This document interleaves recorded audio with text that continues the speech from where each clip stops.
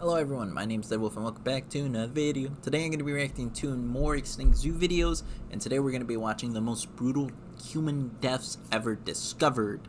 So I'm a little excited to see how this happens. I'm kind of shocked that this is an Extinct Zoo video, but you know what? Let's check it out. This was another comment or suggestion, by the way, so as always, if you have any YouTube channel or YouTube videos you guys want me to react to, leave them down in the comments below and I'll do my best to get to them. So let's check this out. Ever heard of the show 1,000 Ways to Die? Yes. Well, if you take a look at our 300,000 years of history, you'll soon come to realize that 1,000 isn't nowhere close to counting. Oh, Jesus. Try more like 1,000,000, if even that's enough. And through the ages, people have had to endure some pretty painful demises, some of which were definitely worse than others. But thankfully, thanks to technology and general progress, horrific endings are becoming less common than they used to be, especially because of just how tough ancient Earth was compared to now. And we can only guess what kind of bowl our ancestors had to go through. But once in a while, we don't have to, as occasionally, researchers will get really lucky at the expense of a seriously unfortunate individual. And we get to see firsthand some of the catastrophic injuries that ancient people had to endure, and sometimes even survived. But the first case definitely wasn't a survive kind of situation, and unfortunately is a mode of death still within the realm of possibility, as it was a shark attack. But not just any old shark attack, Megalodon? but rather the first conclusive one recorded in history. An achievement that certainly nobody wants to have, but nonetheless goes to a 3,400-year-old hunter-gatherer from Japan, simply dubbed Tsukumo 24. The discovery was made in 2021 off the coast of the Seto Inland Sea, where researchers located a male human skeleton in really rough condition, being absolutely covered in lacerations that spread across his arms, chest, abdomen, and hands. Originally, researchers were quite horrified and confused, as they were so deep that they marked bone, and matched what was seen in wounds caused by metal weapons, not animals or non-metal tools like a stone knife.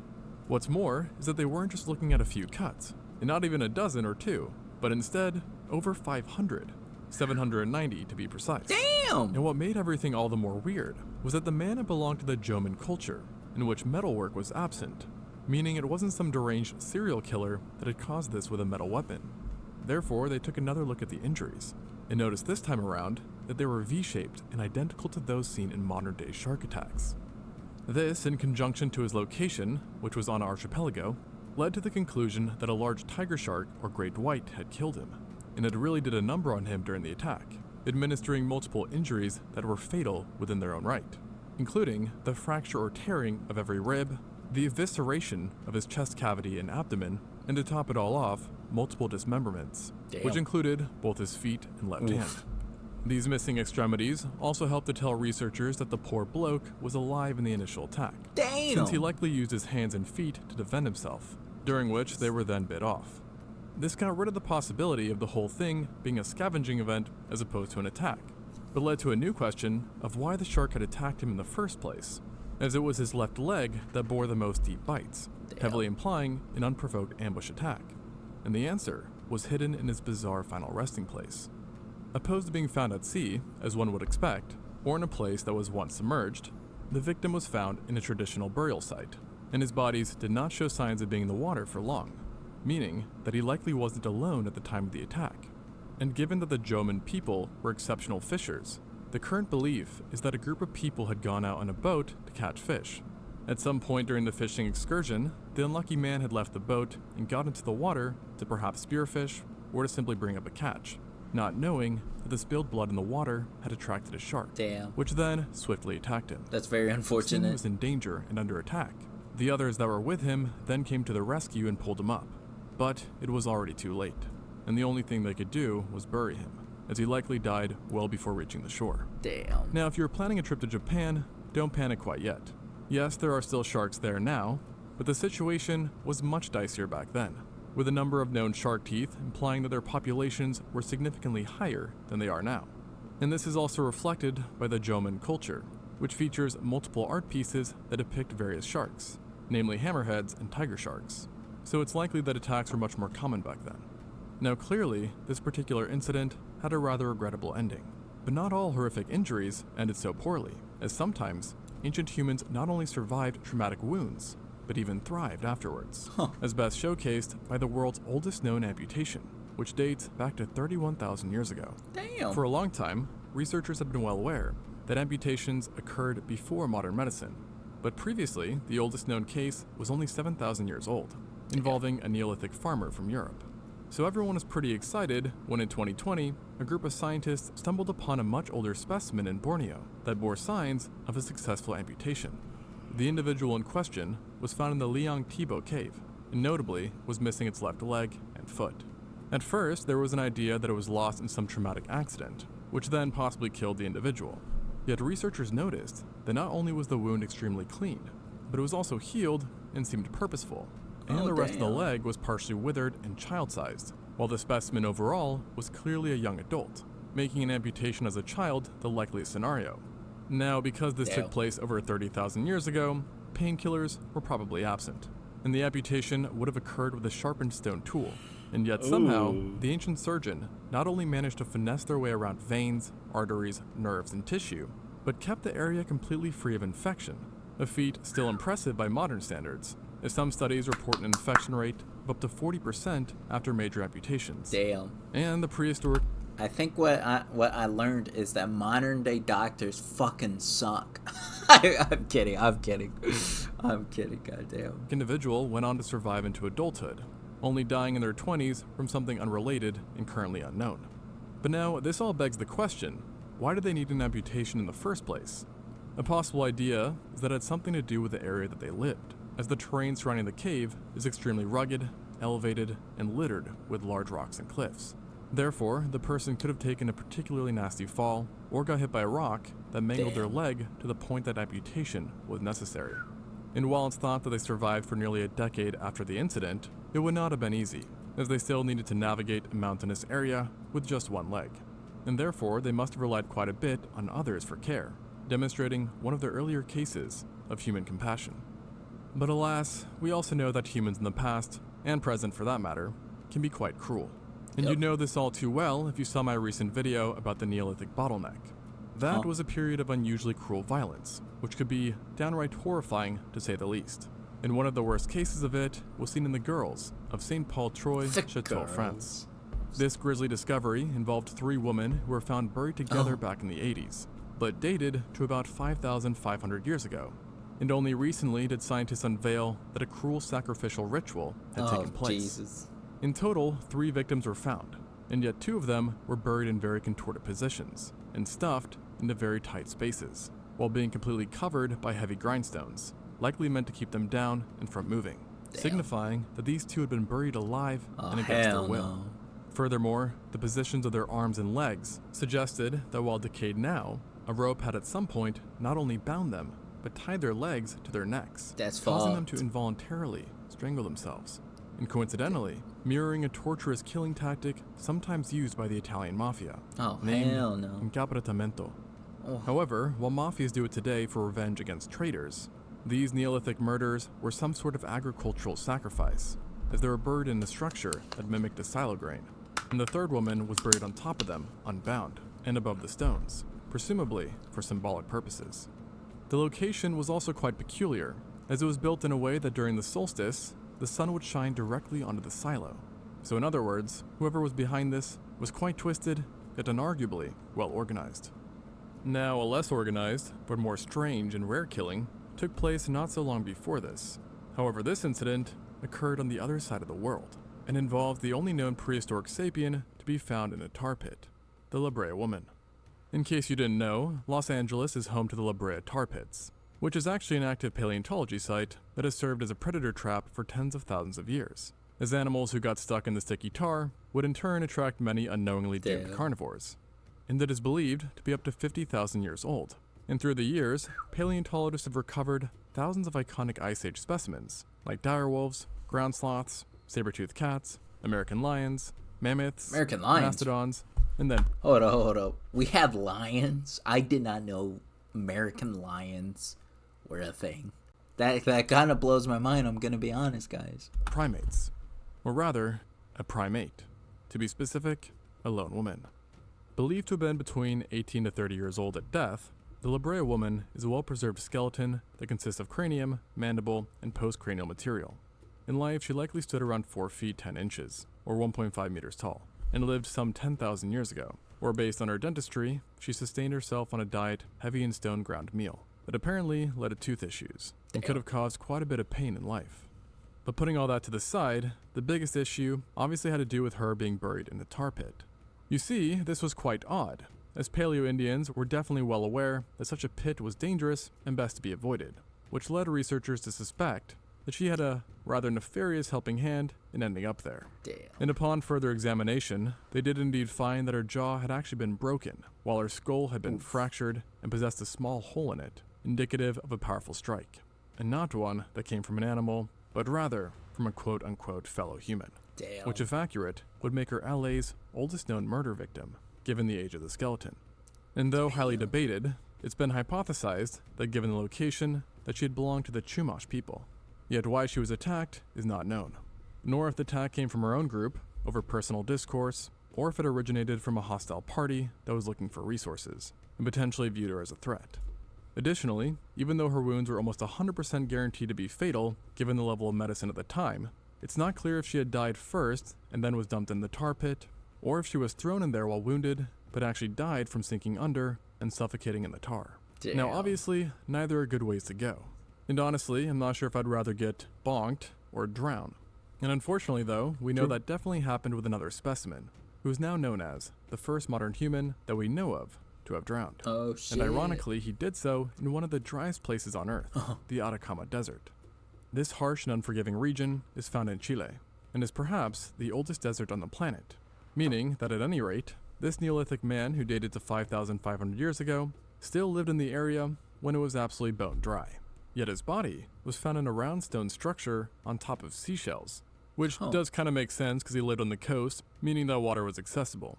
Originally, scientists weren't sure what happened to him, as he wasn't super old, being about 35 to 45 years old at the time of his death, and he didn't have any clear fatal injury or disease either. However, because he lived close to the sea and was buried with lots of shells, there was a thought that he drowned. But how does one figure out if a 5,000-year-old plus man drowned or didn't, with just bones? And surprisingly, you take a look at those bones and look for diatoms, which is basically any member of a large group comprising of several genera of algae. And alas, diatoms were indeed found in his skeleton, implying that he drowned. And let's just say, that's a very unpleasant sign, because the only way that diatoms can end up in one's bones is that you inhale water such that when it reaches the lungs, your pulmonary alveoli rupture, where then salt water rushes into your bloodstream before making it into your bone marrow, and hence the presence of these algae. So, a very brutal ending for an already harsh life. As it turns out, the man was already in very poor condition, showing signs of having arthritis bad enough to damage his bones. Damn. And his legs are roughed up as well, suggesting a life spent squatting, perhaps to harvest shells.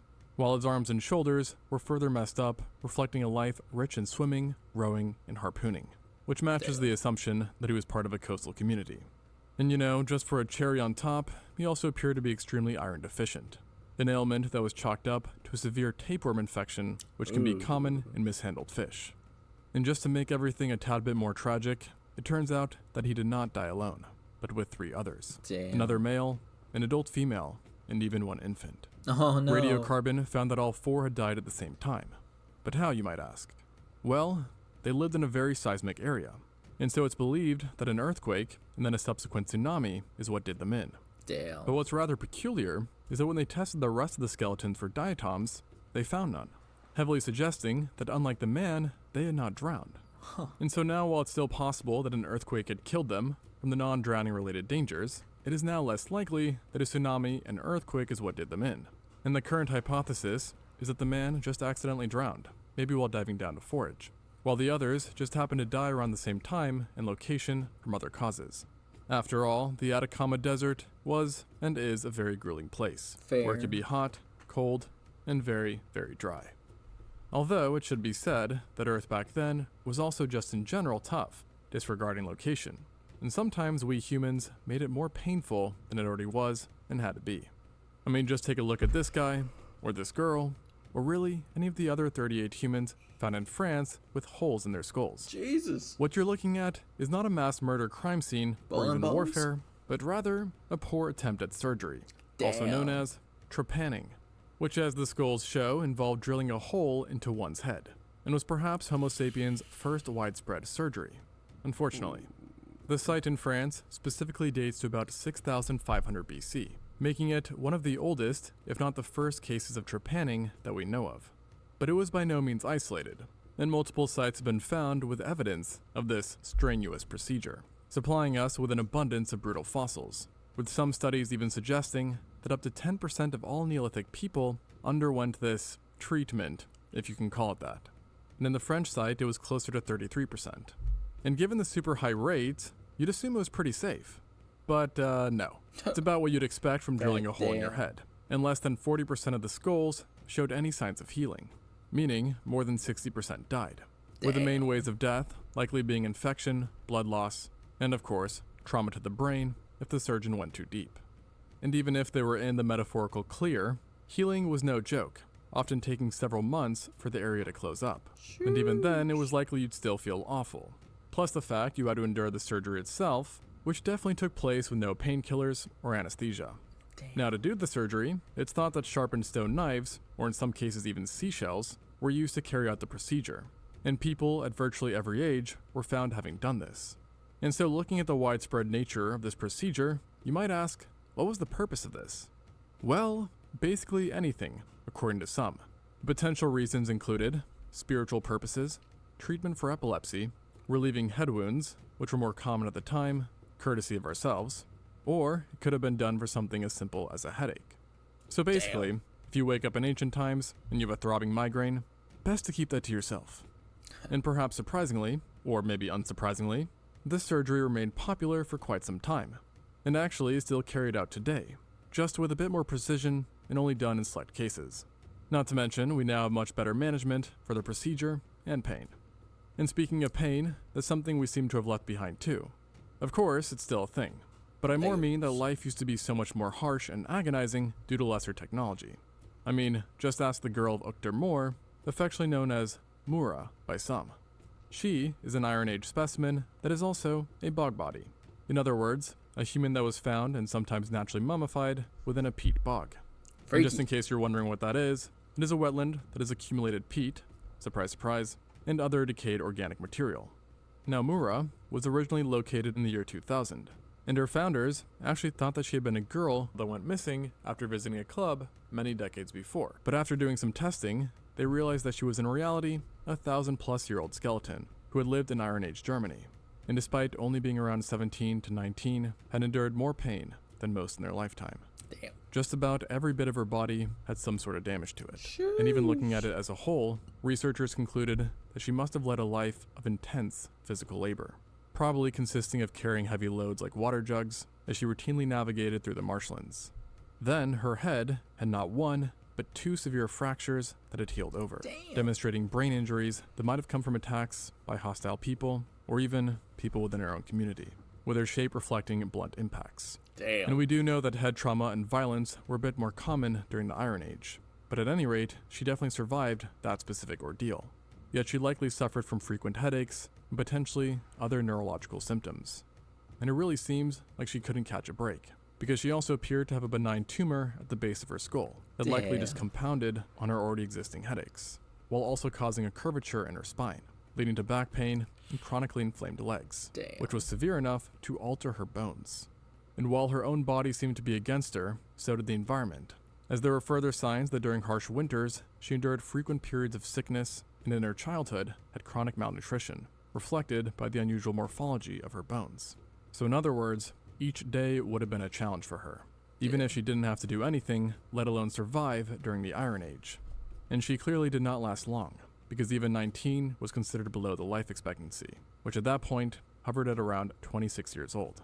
Now, we don't know what killed her, but it's believed that thankfully murder was off the table, considering that there are no clear signs. And right now, it's tentatively believed that she died in a freak accident. However, one mystery that remains is that she was found alone and naked, with not even any objects or jewelry being associated with her, suggesting that someone had altered her body after death, and then presumably buried her into the bog, which again makes one wonder, why? Why not just bury her on land? And the answer is that maybe they were trying to hide something.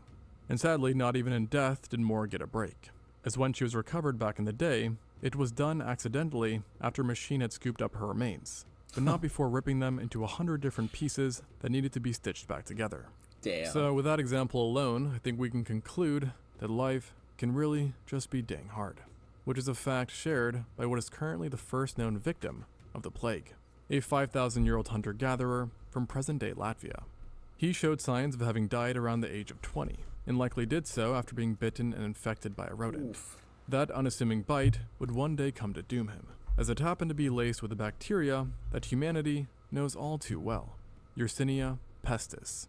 In other words, the bacteria responsible for the plagues, like that of Justinian and the Black Death. So, not good. Now, when you get the plague, it usually comes in 3 different forms: pneumonic, septicemic, and bubonic. And while we don't know which one the man had, it clearly killed him, and unbeknownst to him, would proceed to kill over 100 million other people through the years. Damn. Which is crazy. I mean, seriously, nature just seemed to be more messed up back then. And I already know I mentioned it, but we as humanity seem to follow that trend, especially during the Neolithic. And there's a buffet of mimed skeletons to choose from that time. And that pun is intended because many of them showed signs of cannibalism. Oof. Additionally, we also have nicely preserved specimens that show us that one could go through dismemberment, decapitation, being burned alive, stabbed, bludgeoned, shot with an arrow, or sometimes a combination of all these things together. And obviously, while violence still occurs, in many ways it is comparatively much more tamed in the present. And I should also mention, there is also the trend of doing this to large groups, as well over 100 mass murder sites are known from throughout the world, showcasing ancient man's enthusiasm for violence and creativity and cruelty. Maybe the takeaway is that for all the flaws of the present, maybe today isn't so bad after all. True. Thanks for watching, and until next. Damn, man, that is wild. It's fucked up that how goddamn how some of them died. It's really messed up, freaky, scary. It's just another reminder that we as people are crazy and we suck sometimes. Alright, well, if you enjoyed the video, make sure to hit the like button, subscribe if you're new, and I'll see you in the next one. Bye. Bye.